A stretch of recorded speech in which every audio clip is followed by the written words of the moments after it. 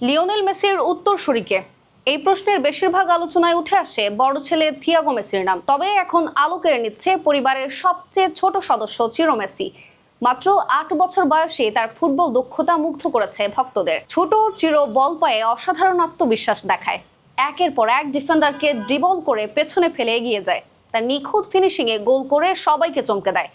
অনেক ফুটবল প্রেমীর মতে তার খেলার ধরন বাবা লিওনেল মেসির শৈশবের ছায়া স্পষ্টভাবে দেখা যায়। সম্প্রতি ইন্টার মায়ামির একাডেমির হয়ে চিরোর একটি দুর্দান্ত গোল সামাজিক যোগাযোগ মাধ্যমে ব্যাপক ভাইরাল হয়েছে। মাঝমাঠ থেকে বল নিয়ে একাই একাধিক ডিফেন্ডারকে কাটিয়ে গোল করার দৃশ্যটি অনেকের কাছেই তরুণ মেসির সেই বিখ্যাত দৌড় আর ড্রিবলিং স্মৃতির ফিরিয়ে এনেছে।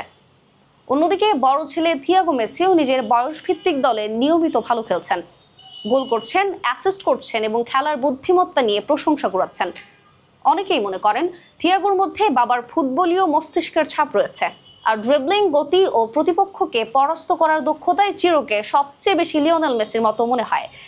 অবশ্য মেসির ৩ ছেলের মধ্যে ভবিষ্যতে কে বাবার পথ অনুসরণ করবেন সেটি এখনো বলা সম্ভব নয়। বয়সভিত্তিক ফুটবল থেকে বিশ্ব ফুটবলের সর্বোচ্চ পর্যায়ে পৌঁছানোর পথ এখনো অনেক দীর্ঘ। তবুও ভক্তদের স্বপ্ন থেমে নেই। তাদের বিশ্বাস, মেসি পরবর্তী যুগেও হয়তো এই পরিবারের কোনো একজন আবারও বিশ্ব ফুটবলে মেসি নামটিকে নতুন উচ্চতায় নিয়ে যাবেন।